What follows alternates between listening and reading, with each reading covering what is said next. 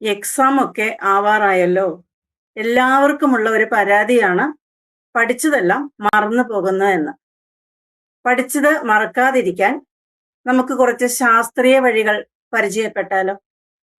വളരെ നന്നായി പഠിച്ചിട്ടും പരീക്ഷാ ഹാളിൽ എത്തുമ്പോൾ എല്ലാം ബ്ലാങ്ക് ആയി പോകുന്നുണ്ടോ? ആദ്യം നമ്മൾ മനസ്സിലാക്കേണ്ടത് ഫോർഗെറ്റിംഗ് കർവിനെ കുറിച്ചാണ്. ജർമ്മൻ ശാസ്ത്രജ്ഞനായ ഹെർമൻ എബിംഗ്ഹോസ് കണ്ടെത്തിയത് നമ്മൾ ഒരു കാര്യം പഠിച്ചാൽ വെറും 20 മിനിറ്റിനുള്ളിൽ അതിന്റെ പകുതിയോളം മറന്നു പോകുന്നുവെന്നാണ്. ഇത് സ്വാഭാവികമാണ്. കൂടാതെ പരീക്ഷയെക്കുറിച്ചുള്ള അമിതമായ പേടി നമ്മുടെ തലച്ചോറിലെ വിവരങ്ങൾ കൈമാറുന്ന ഇലക്ട്രിക്കൽ സിഗ്നലുകളെ തടസ്സപ്പെടുത്തും. ഇതിനെയാണ് ബ്രെയിൻ ഷോർട്ട് സർക്യൂട്ട് എന്ന് പറയുന്നത്.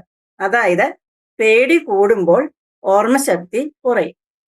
മറന്നു പോകാതിരിക്കാൻ നമുക്ക് ചെയ്യാൻ പറ്റുന്ന ആദ്യത്തെ കാര്യം, വലിയ ചാപ്റ്ററുകൾ പഠിക്കുമ്പോൾ അതിനെ ചെറിയ ഭാഗങ്ങളായി തിരിക്കുക. ചെറിയ കാര്യങ്ങൾ പെട്ടെന്ന് സ്വീകരിക്കാൻ തലച്ചോറിന് എളുപ്പമാണ്.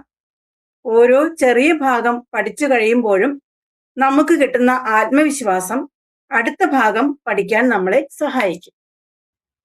ഇനി നമുക്ക് പഠിച്ചത് മറന്നു പോകാതിരിക്കാൻ വേണ്ടി ചെയ്യേണ്ടുന്ന അടുത്തൊരു കാര്യം ആക്റ്റീവ് റീകോൾ സ്പേസ്ഡ് റെപ്പിറ്റേഷൻ ടെക്നിക്കാണ്.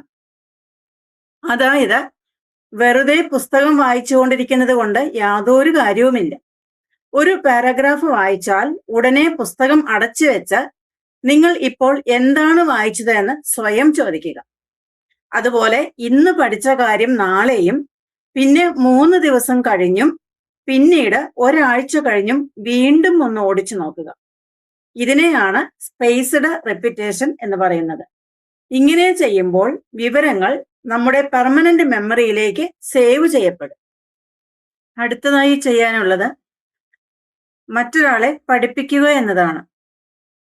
ഏറ്റവും ഫലപ്രദമായ വഴി ഇതാണ്. വീട്ടിൽ ആരുമില്ലെങ്കിൽ ഒരു കണ്ണാടിക്ക് മുന്നിൽ നിന്ന് സംസാരിക്കാം.